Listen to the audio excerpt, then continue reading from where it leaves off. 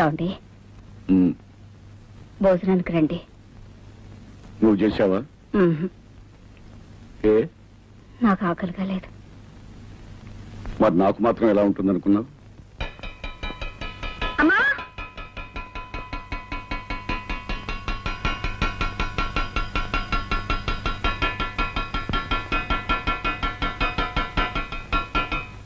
అన్నం పెట్టు.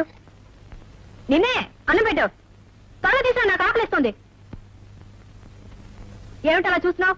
నిన్న దాకా తిను తిను అన్నావు, ఇప్పుడు తింటానంటే పెట్టవే. వెళ్ళు, వెళ్ళి తీసుకురా.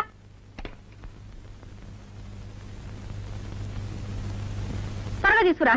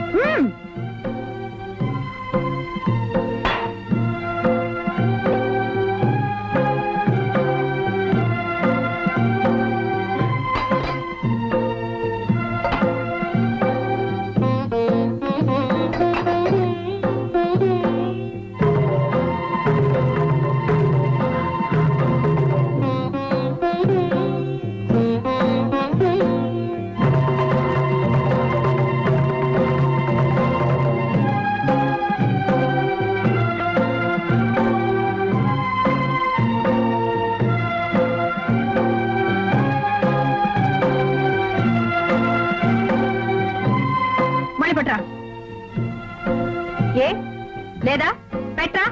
మొగుడు వదిలేసిన లోకం మీకు. వెళ్ళు, వెళ్ళి పట్టా.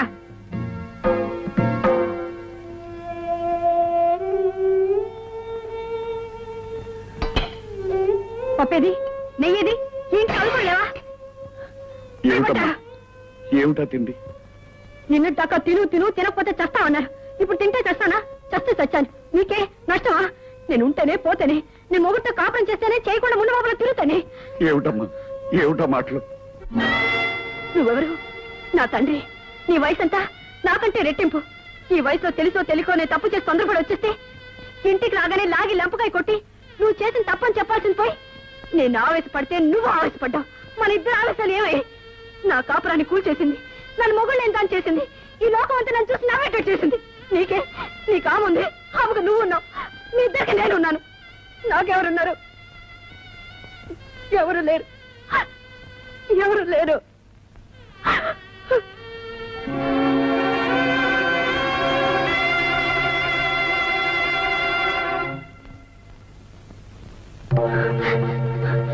నువ్వెవరు? నా తండ్రి.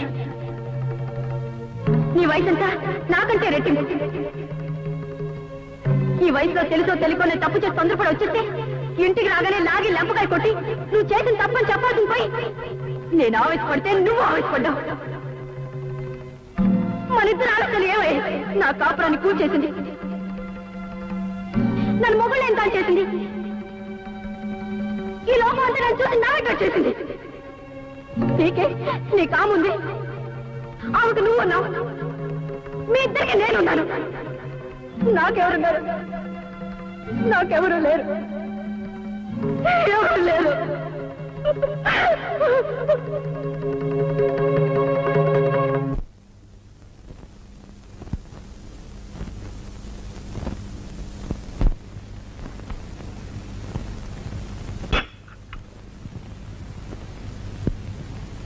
ఏమండి, ఏమండి, ఏమండి, ఏమండి? సరళా, అమ్మా సరళా, సరళా. ఏమిటమ్మా? తొందరగా అమ్మా. ఏమైంది? తొందరగా అమ్మా. మీ నాన్నగారిని ఎంత పిలిచినా పలకటం లేదు. ఏమిటో చూడు. నాన్న, ఏమండి? నాన్న, ఏమండి? నాన్న, నాన్న, ఏమండి?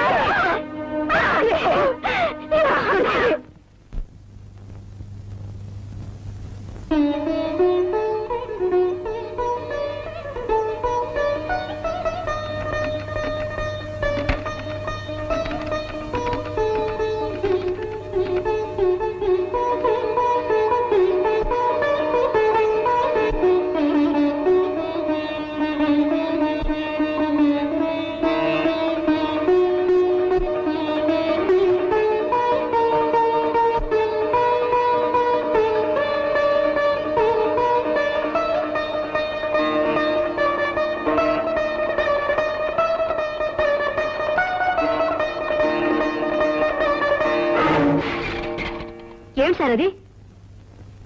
ఏమిటి గురు, ఏమైంది? ఏం లేదు, nothing. No, there is something. నువ్వు ఎప్పుడు ఇలాగే ఉంటే పాడైపోతావు. నాతో రా, పద.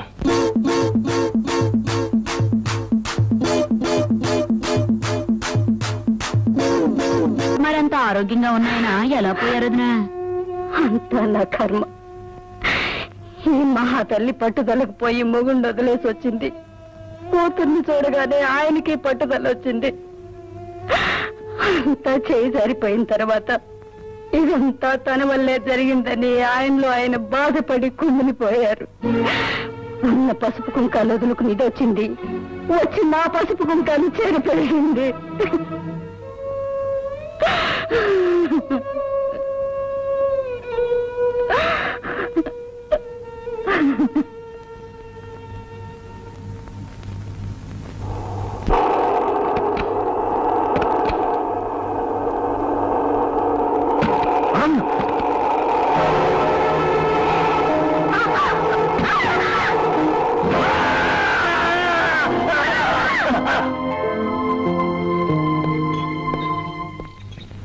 సరళ గారు మీరేనా?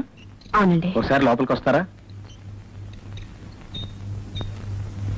మీరు ఇక్కడ కూర్చోండి. బాబు చూసుకో.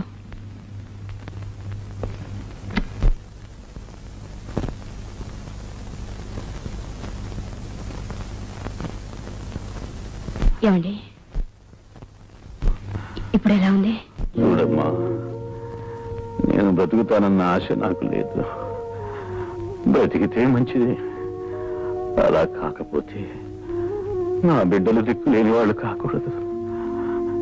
వాళ్ళని నువ్వే చూసుకోవాలి. చూసుకుంటావా? ఈరోజు ఈ సహాయం కోసమే మన రెండు కుటుంబాల మధ్య బంధం ఏర్పడిందేమో. నా వాళ్లే నాకు చాలా మంది ఉన్నారు. కానీ వాళ్ళంతా నేను పోతే ఆస్తిని ముక్కలు చేసుకుని పంచుకునేవాళ్ళే. నా బిడ్డల్ని చూసేవాళ్ళు కాదు. అందుకే నిన్ను అడుగుతున్నాను, చూసుకుంటావా అమ్మా? అవే మాట్లాడండి. నన్ను కాపాడడం కోసం మీ ప్రాణాన్ని అడ్డు పెట్టారు. జీవితాంతం మీ కుటుంబానికి రుణపడి ఉంటాను. నేనేం చేయడానికైనా సిద్ధమే.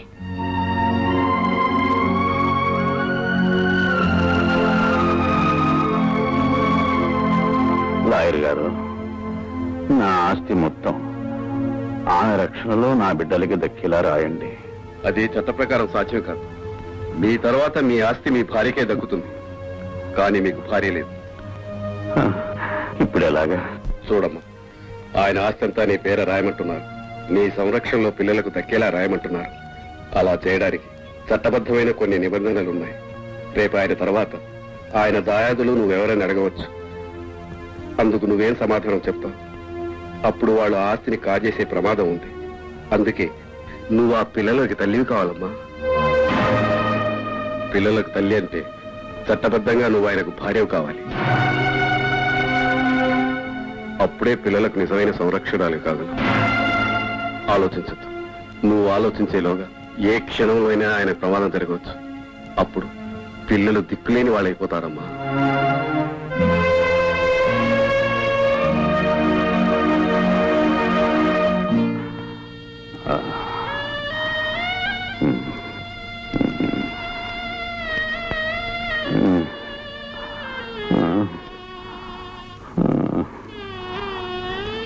చాలా సంతోషం అమ్మా. నా పిల్లలకి తల్లి అయ్యావు. ఇక నేను ఏమైపోయినా పర్వాలేదు.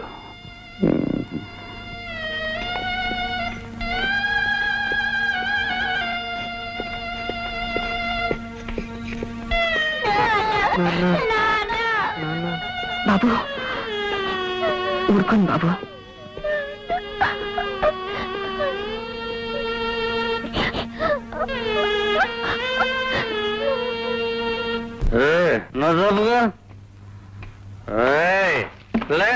నువ్వెవరినన్నా ప్రేమించావా? పెళ్లి చేసుకున్నావా? ప్రేమించినా పెళ్లి చేసుకున్నా మీ ఆడేళ్ళందరినీ పీకి పిసికి పారేస్తుంది జాగ్రత్త.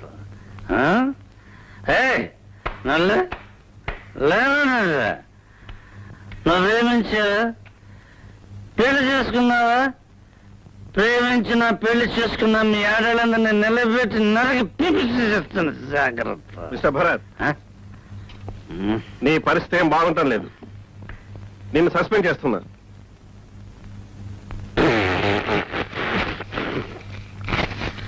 After all your job, this is life.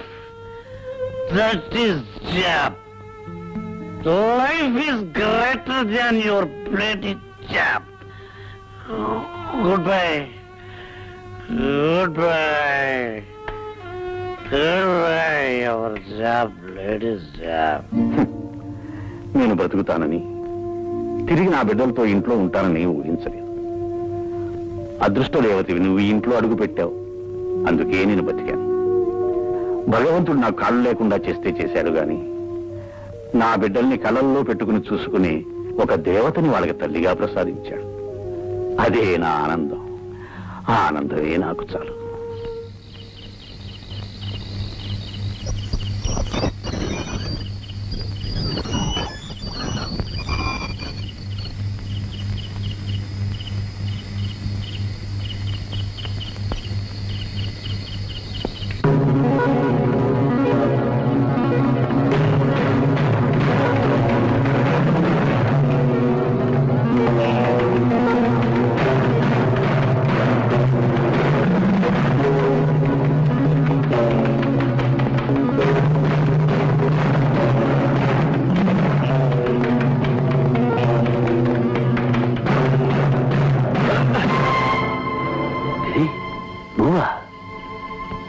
గోడ దూకేందుకు నువ్వేనా? అవును, నేనే. ఎందుకు వచ్చావు? మా ఇంటికి ఎందుకు వచ్చావు? నేను వచ్చింది మీ ఇంటికి కాదు, మరి జనార్దన్ ఇంటికి. జనార్దన్ ఇంటికా? జనార్దన్ భార్యకు నాకు చాలా కాలంగా సంబంధం ఉంది. అయితే ఆ రోజు ఆమె కోసం వచ్చాను. వెళ్ళబోతుంటే నేను చూసి కంగారు పడి వెనక్కి వెళ్ళిపోయాను. మరి జనార్దన్కి సాలకు సంబంధం ఉందని ఎందుకు చెప్పావు? ఆ రోజు నన్ను చూసి గుర్తుపెట్టావని భయపడి ఈ అనుమానాన్ని అటువైపు మళ్ళించాను. అయితే ఇన్నాళ్ళు నువ్వు చెప్పినవన్నీ అబద్ధాలు.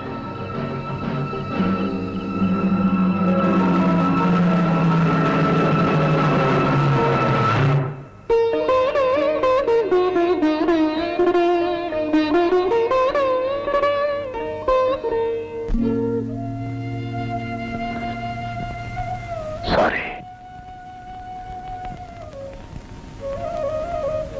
తొందరపడ్డాను.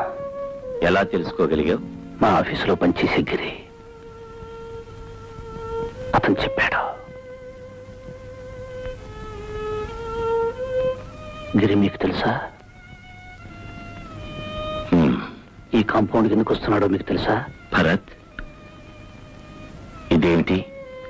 గుప్పిట. ఇందులో ఏముంది? తెలీదు. ఇప్పుడు ఏమీ లేదు. అదే నీకు నాకు ఉన్న తేడా. తెలిసి కూడా సహించారా? వదిలేయాలి, లేదా చంపేయాలి, లేదా చావాలి. ఫలితం అల్లరిపాలు. మిస్టర్ భరత్, ప్రవాహానికి ఎదురెళ్లే అలవాటు నాకు లేదు. విసురుగా ప్రవాహం వస్తుంటే నిలబడిపోతాను. ఆ ప్రవాహం నా కాళ్ళ కింద నుంచి వెళ్ళిపోయిన తర్వాత ప్రయాణం కొనసాగిస్తాను. మొదటి నుంచి నా మనస్తత్వం అది. నాకిద్దరు కూతుళ్ళున్నారు. నేనేం చేసినా అది వాళ్ళకొక చరిత్రగా మిగిలిపోతుంది. నా భార్య నా బ్రతుకు నాశనం చేసి ఉండొచ్చు, కానీ నేను నా బిడ్డల భవిష్యత్తును నాశనం చేయలేను. అందుకే వాళ్ళని వాతావరణానికి దూరంగా ఒక కాన్వెంట్లో పెట్టాను. నాలో రగిలే అగ్నిపర్వతాన్ని ఈ సంగీత సముద్రంలో దాచుకున్నాను. అందుకే ఏ తోడు లేని నేను ఈ సితార్ను తోడుగా ఉంచుకున్నాను. ఆ బాధను మరిపించడానికి సరళ ఒక అన్నకు చెల్లెలుగానే ఉంది. భరత్, నేను అగ్నిగుండంలో కూర్చున్నా నిప్పులని బయట కనబడినివ్వకుండా చుట్టూ మల్లెపువ్వులున్నట్టు భ్రమ కల్పించాను. నువ్వు మల్లెపూల పాన్పు మీద కూర్చొని అవన్నీ నిప్పులని భ్రమపడి నీ కాపురాన్ని అగ్నిగుండం చేసుకున్నా. నిజాల్ని గుప్పెట్లో దాచుకోవాలి, బాధల్ని గుండెల్లో దాచుకోవాలి. జరిగిందేదో జరిగిపోయింది. వెళ్ళు, సరళం రమ్మను. నువ్వు అడిగితే తను కాదందు.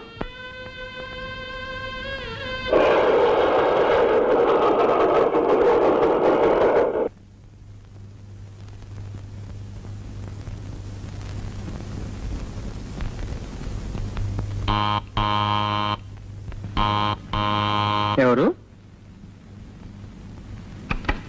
ఎవరండి? సరళ. ఇంతకు ముందున్న వాళ్ళు ఎవరు లేరండి ఇప్పుడు. లేదా? ఏమయ్యారు? ఆయన చచ్చిపోయారు. ఆ తర్వాత కొన్నాళ్ళకి ఆయన భార్య కూడా చనిపోయింది.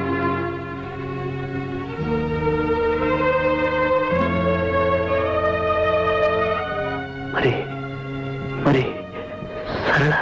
ఆయన చనిపోయాక ఆమె ఇల్లు విడిచిపెట్టి వెళ్ళిపోయింది. ఆ తర్వాత వేరే ఎవరినో పెళ్లి చేసుకున్నాడు.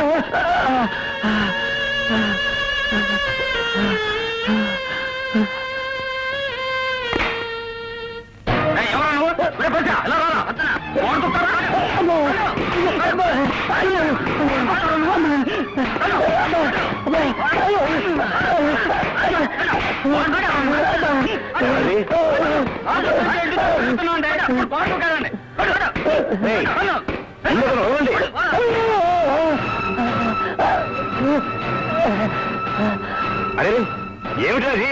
అతను లోపల చూడండి, వెళ్ళి డాక్టర్ని చూడండి.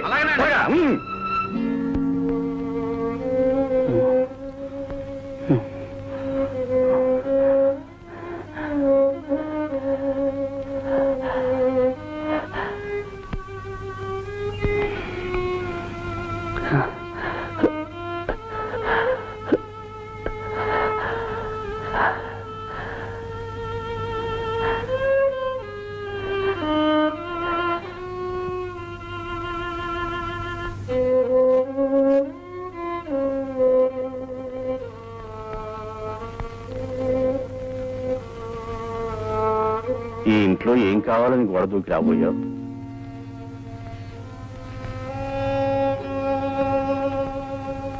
నువ్వు దొంగ అని నేను అనను. ఎందుకంటే దొంగతనం చేసేవాడు మనుషులుండగా గోడ దూకడు. మరి ఇంకేం కావాలని గోడ దూకి వచ్చావు? ఓ దేవతను పోగొట్టుకున్నాను.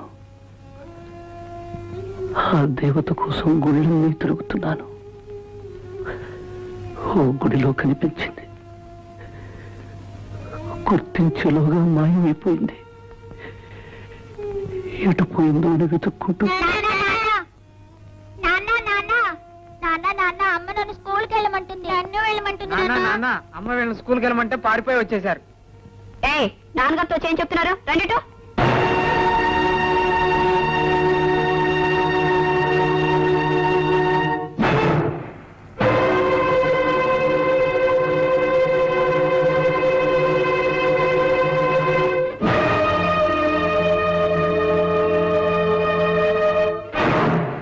ఆవిడ ఈ ఇంటి దేవత,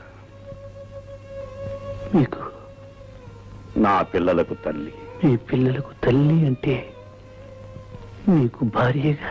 భార్య అయితే ఆమె వయస్సు ఏమిటి మీ వయస్సు ఏమిటి అనేగా. అది ఒక కథ.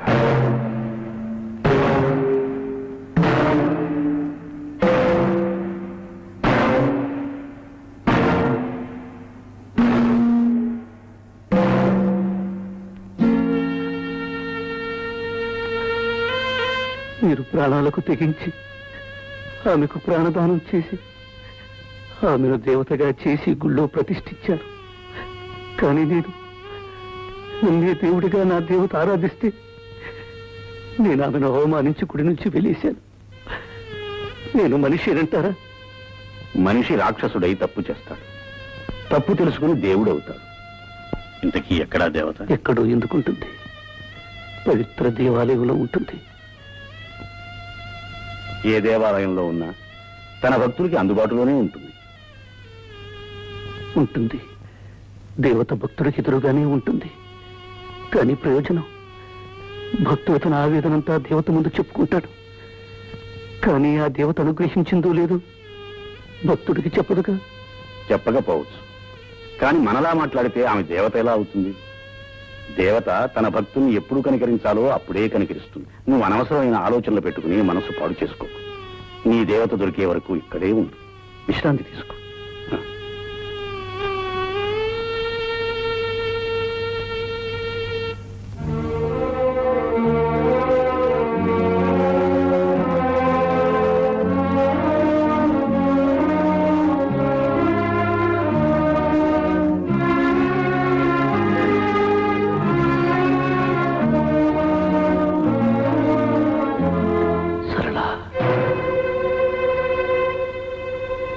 నీకోసమే వచ్చాను.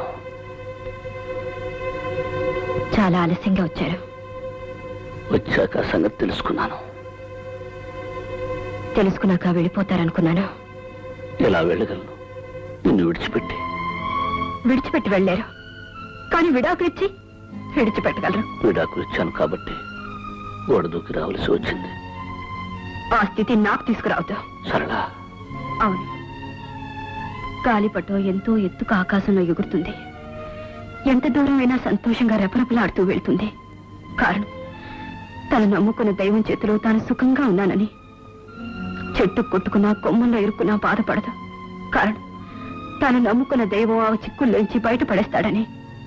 కాని ఆ దైవమే ఎగురుతున్న గాలిపటాన్ని నిర్దాక్షిణ్యంగా దారం తెంచేస్తే తెగిపోయిన ఆ గాలిపటం తట్టుకోలేక ఏ సముద్రంలోనూ పడబోతుంటే ఎక్కడి నుంచో ఒక అమృతాస్తం వచ్చి ఆ దారాన్ని పట్టుకుని పడబోయే ఆ గాలిపటాన్ని తన చేతుల్లోకి తీసుకుంటే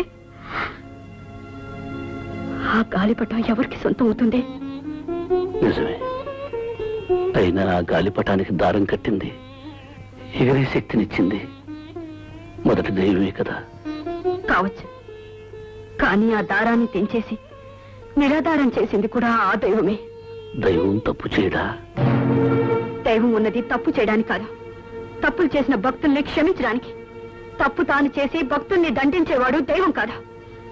ఈ రోజు నేను ఏ తప్పు చేయలేదని రుజువైంది కనుక నేను వెతుక్కుంటూ ఇక్కడికి వచ్చారు. అదే రుజువై ఉండకపోతే నేనెప్పటికీ మీ దృష్టిలో కొలటనే కదా. రుజువులు ఆధారాల వల్ల మారే మనిషి ఒక మనిష. మనసు ఎటు తిరిగితే అటు తిరిగే మనిషి ఒక మనిష. అసలు తప్పు మీది కాదు, మీ వ్యవస్థది, మీ సాంప్రదాయాలది, మీ సిద్ధాంతాలది. సృష్టి పుట్టినప్పటి నుంచి ఆడదాన్ని తొక్కి నొక్కి పారేయాలన్నదే మీ మగవాళ్ళ ఉద్దేశం. ఆడపిల్ల పుట్టగానే ఆడపిల్ల అంటారు. అంటే ఆడది హీనం. పెళ్లి చూపులు పేరు చెప్పి ఆడపిల్లని చూడ్డానికి వస్తారు. సంతలో పసుపు, పెళ్లిపేటల మీద మెడలు ఉంచి 3 ముళ్ళు వేసి కట్టి పడేస్తారు. బానిస కొంగు ముడేసి కూడా నడవమంటారు. బలిపశు. ఆ రోజు సీతని అన్యాయంగా అనుమానించి అడవికి పంపినప్పుడు ఆ సంగతి తెలుసుకున్న సీత తిరిగొచ్చి నాకు ఎవరితో సంబంధం ఉంది, నేను ఎవరితో తిరిగాను, నువ్వు కళ్ళారా చూసావాని నిలదీసి అడిగుంటే ఈ రోజు మా ఆడవాళ్ళకి కర్మ వచ్చిండేది కాదు. నలుడు దమయంతిని అర్ధరాత్రి నట్టడివిలో విడిచిపెట్టి ఏ చీర చింపుకుని పారిపోయాడు, ఆ చీరతోనే వాడి కాళ్ళు చేతులు కట్టి ఎక్కడికి పారిపోతారా అని ఆ రోజు అడిగుంటే మా ఆడవాళ్ళు బ్రతుకులు ఇలా తగలడవి కాదు.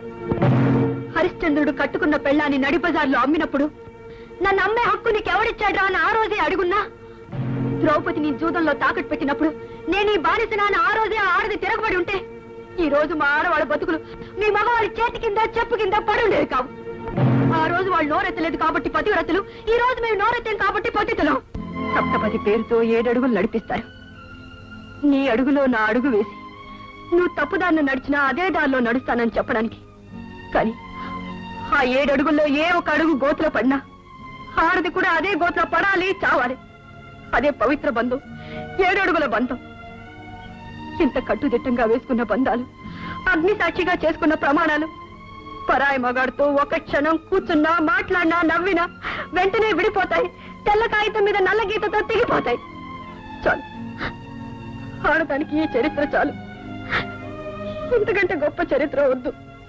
వెళ్ళిపోండి, వెంటనే ఇక్కడి నుంచి వెళ్ళిపోండి.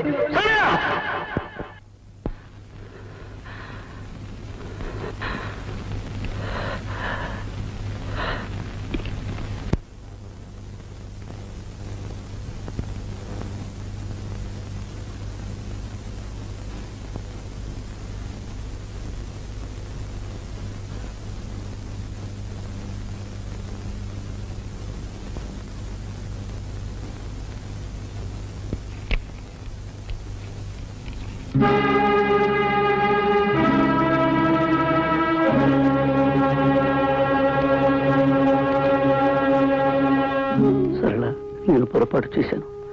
నన్ను క్షమించు అని అడిగే అర్హతను నేను కోల్పోయాను. చేసిన తప్పుకి నేను శిక్ష అనుభవించాల్సిందే. నేను నిజం తెలుసుకున్నాను, పొరపాటైంది.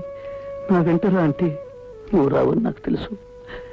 ఈ పవిత్ర దేవాలయంలో ఒక దేవతగా ఉన్న నిన్ను ఈ దేవాలయంలో నుంచి వేరు చేయను. నువ్వెక్కడున్నా ఆనందంగా ఉండటమే నా కోరిక. మళ్ళీ జన్మంటూ ఉంటే ఆ జన్మలో మనిద్దరం కలుసుకోవాలని నా కోరిక.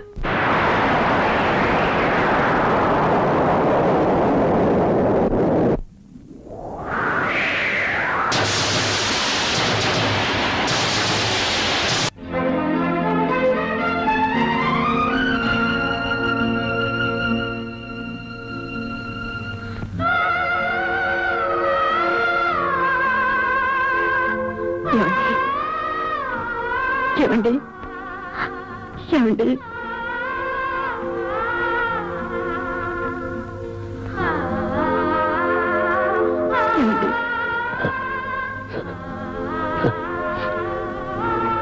సరళ, ఏమండి సరళ, ఏమండి మన్నించు.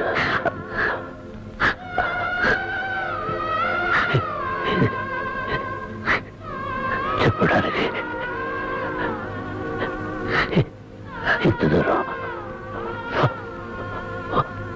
వచ్చాను. ఏమండి ఏమండి ఏమండి ఏమండి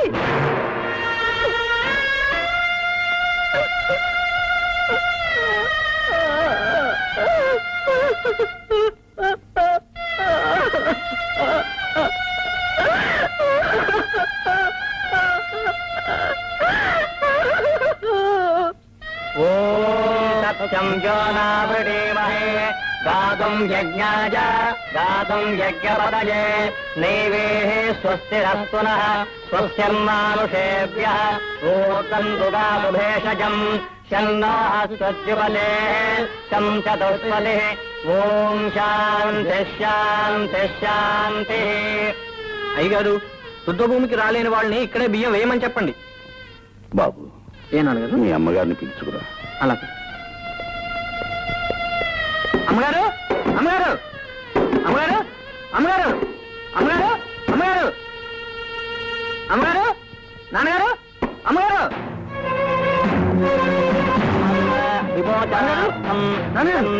అమ్మగారు తప్పు చేయడం లేదు. ఉపతిష్టతు నమః. అమ్మగారు,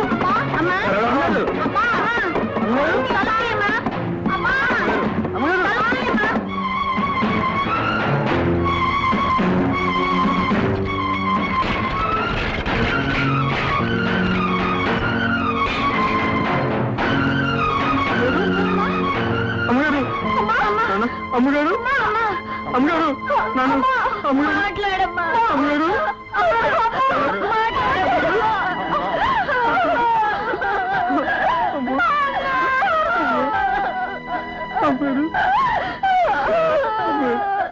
సీతమ్మ సీతమ్మ నిన్ను చేపట్టే మహారాజు ఎవరమ్మా ఇంకెవరు కలరమ్మా ఈ రాముడే సీతమ్మ మగడమ్మా.